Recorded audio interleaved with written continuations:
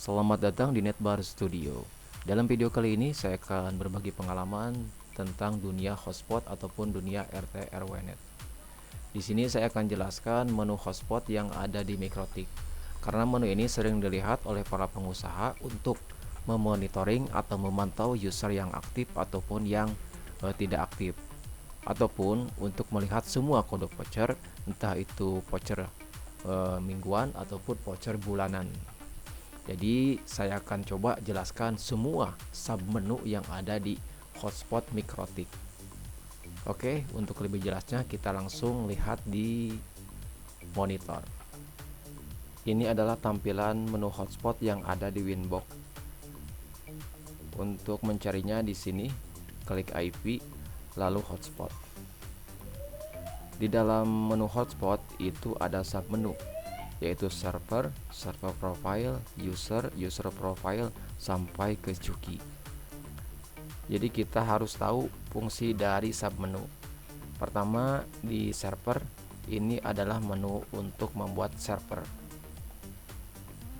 Jadi ketika pembuatan awal hotspot atau WiFi voucheran itu di sini ya pembuatannya. Klik di sini. Lalu dibuatkanlah ether mana yang akan digunakan untuk hotspot. Misalkan di ether 3 misalkan. Klik next, lalu dibuatkanlah IP-nya.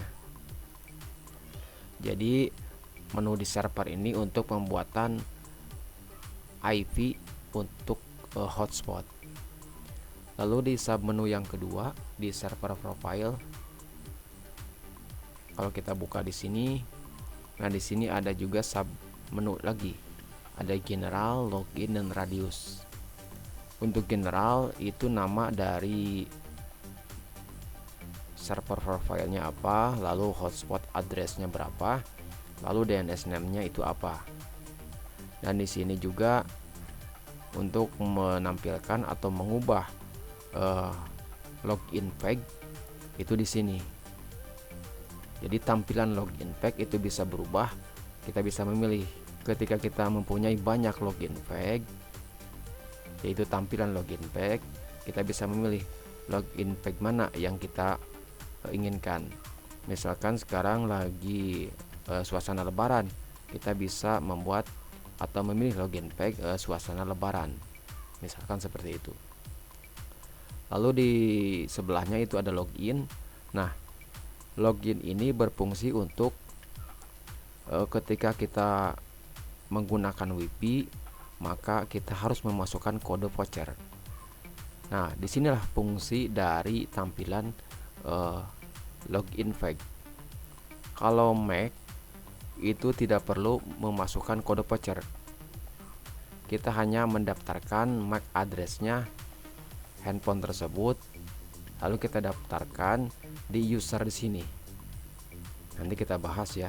Kalau kita checklist di sini, berarti kita bisa mendaftarkan MAC address dari handphone tersebut ke user. Jadi tidak perlu memasukkan kode voucher, dia langsung tersambung ke WiFi.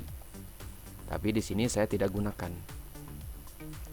Untuk HTTP chat dan HTTP up itu untuk menampilkan login page. Ketika kita ingin menyambungkan ke WiFi, maka tampilan login page itu akan muncul karena di checklist ini. Ini untuk menampilkan login page. Setelah muncul, maka kode voucher itu bisa dimasukkan. Nah, ini MAC cookie. Kalau kita centang, berarti kode voucher tersebut itu disimpan di server Mikrotik selama kurun waktu yang ditentukan.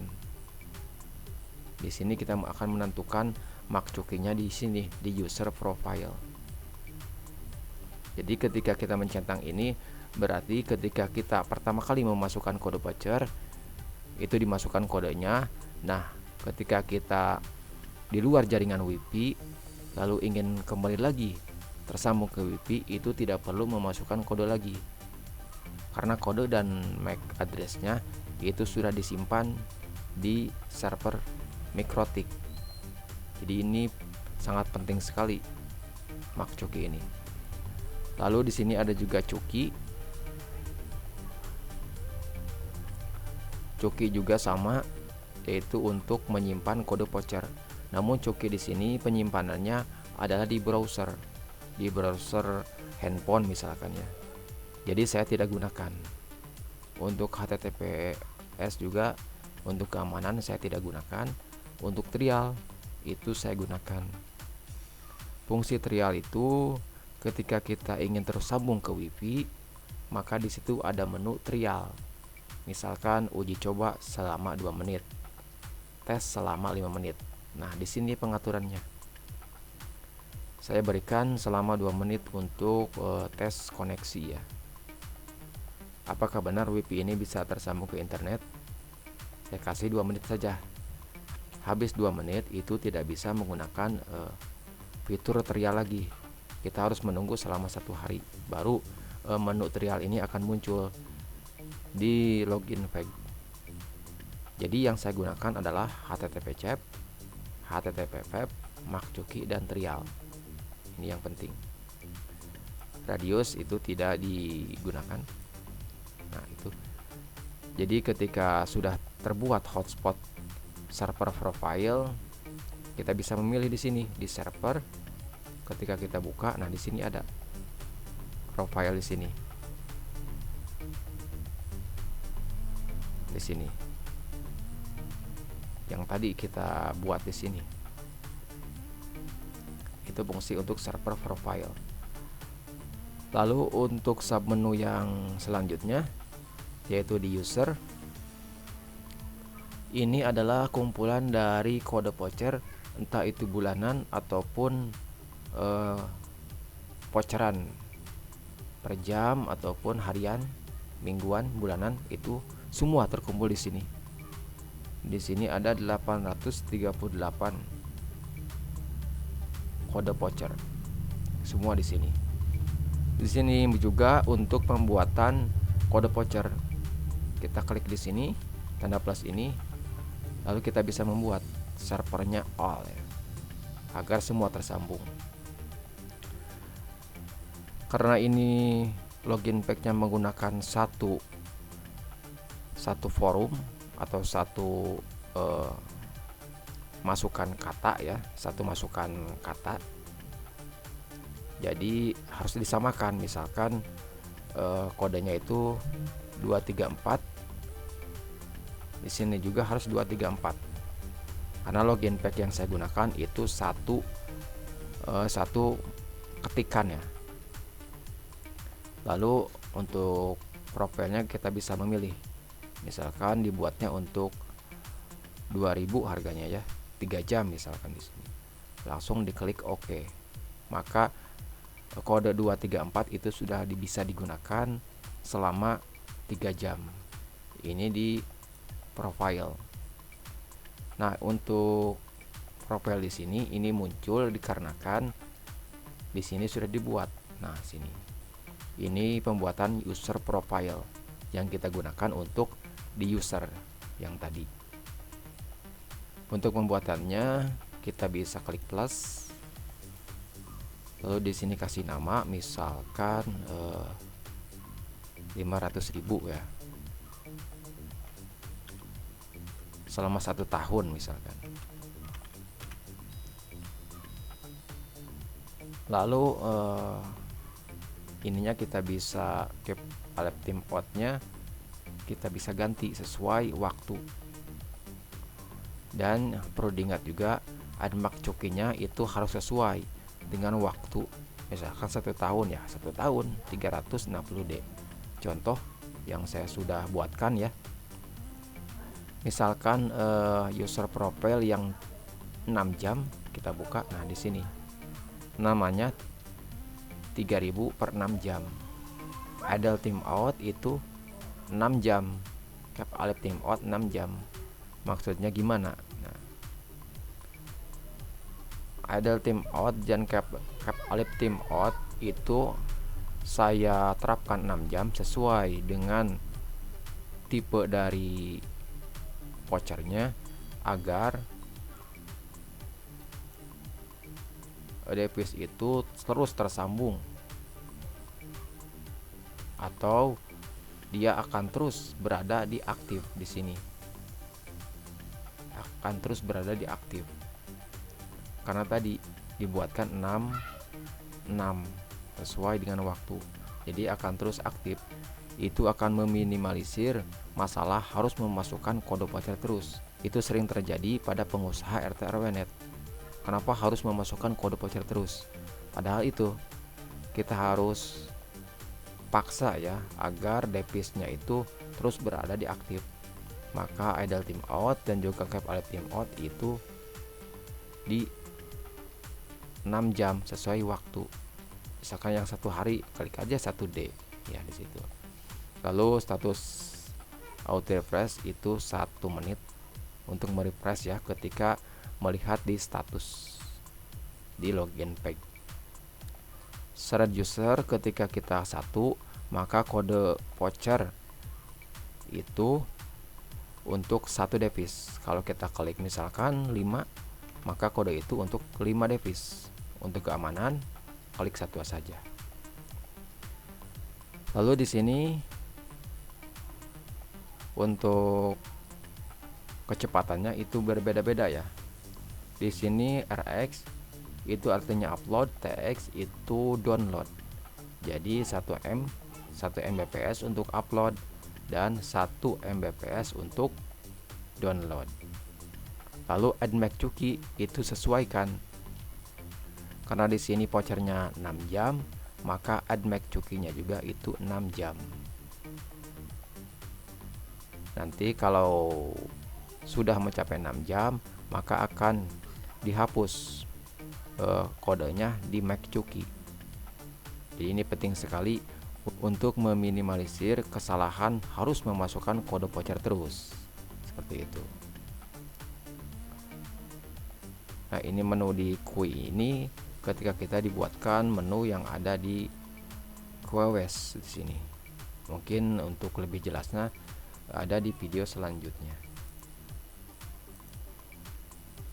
Lanjut ke menu aktif. Ini untuk menampilkan semua user yang aktif. Di sini yang aktif semua. Namun yang saya bedakan untuk voucheran itu semua akan berada di aktif terus. Entah itu jam, harian atau mingguan ataupun bulanan, itu akan berada di aktif terus.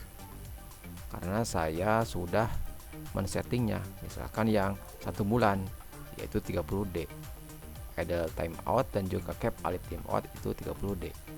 Berbeda dengan bulanan. Kalau bulanan di sini kan bulanan ya, ini tidak berada di aktif terus. Ketika waktu 2 menit habis, dia tidak digunakan, tidak browsingan, tidak apa, tidak ada aktivitas menggunakan internet, maka kode ini akan dihapus dari aktif. Nanti ketika tersambung ke WiFi lagi, dia akan tersambung lagi tanpa memasukkan kode voucher. Karena di sini sudah disimpan di MacCuki. Ini saya akan tunjukkan untuk kode voucher bulanan. Nah, di sini cap alert timeout di sini adalah 2 menit. Artinya ketika tidak ada aktivitas, tidak menggunakan internet ya, HP didiamkan, itu selama 2 menit akan terhapus dari aktif. Dan ketika digunakan lagi, dia akan masuk lagi tanpa memasukkan kode voucher. Kenapa? Karena disimpan kode vouchernya selama 720D ya, ini selama 2 tahun ya, lama untuk menjaga agar masalah memasukkan kode voucher terus berulang ya. Jadi kita bisa meminimalisir masalah seperti itu. Lanjut ke host. Nah, di menu selanjutnya itu ada menu host. Menu host itu untuk menampilkan semua device yang tersambung ke WiFi, entah itu sudah memasukkan kode voucher ataupun masih di tampilan login page alias belum memasukkan kode voucher, ataupun device router kita. Jadi semua akses point itu tertampil di sini. Semua ya, Bahkan di sini tertulis 953 item. Semua akses point, semua device yang tersambung ke WiFi, entah itu sudah memasukkan kode voucher ataupun belum, tertampil di sini.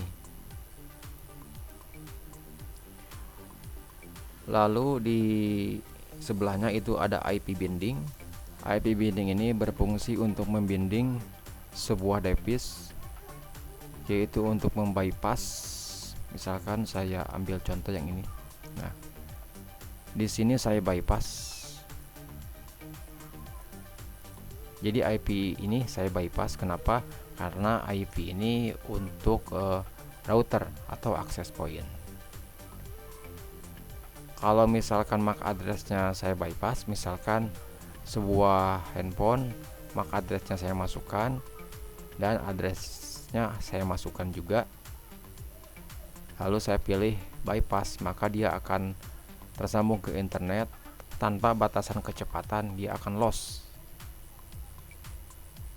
Kalau kita pilih block, ini akan memblokir MAC address tersebut. Misalkan kita lihat di log ya, di sini ada MAC address yang sering mengacak kode voucher, maka kita bisa memblok untuk sementara MAC address tersebut sehingga tidak bisa mengakses WiFi kita. Di sini saya tidak menggunakan fitur untuk handphone ataupun untuk memblok handphone ya. Namun di sini saya menggunakan fitur ini untuk memanggil akses point yang saya kelola. Jadi misalkan ada 100 akses point, maka ketika kita ingin mengecek apakah akses pointnya itu hidup ataupun mati, kita bisa mengaksesnya di sini. Ini misalkan akses pointnya 10.10.10.3, maka itu addressnya juga harus 10.10.3. Kalau misalkan ininya berbeda, maka tidak bisa dipanggil. Jadi kan setiap akses point itu IP-nya berbeda-beda, maka untuk bisa dipanggil di browser ya, ketika kita mengetikkan 10.10.3, itu akan tertampil tampilan settingan untuk akses point. Maka di sini harus samakan. Caranya di plus, lalu tambahkan berapa sih akses point yang ingin kita panggil. Lalu di sini juga jangan lupa ininya bypass. Nah, seperti itu. Lalu di menu selanjutnya itu ada service port. Ini mungkin saya tidak gunakan ya. Lalu ada wallet guardian. Nah, ini menarik ya. Wallet guardian ini untuk membypass beberapa alamat atau beberapa aplikasi. Jadi di sini ada Telegram dan juga WhatsApp. Jadi tanpa memasukkan kode voucher, kita bisa mengirim atau WhatsAppan dengan mudah ya. Walaupun tidak bisa mengirim gambar ataupun video call, namun kita bisa mengirim kata-kata. Itu lumayan ya untuk membantu warga. Ketika tidak punya kuota, kita sambungkan ke WiFi tanpa memasukkan kode voucher, itu sudah bisa WhatsAppan atau Telegraman. Jadi ini untuk menjalin silaturahmi. Fungsinya di sini.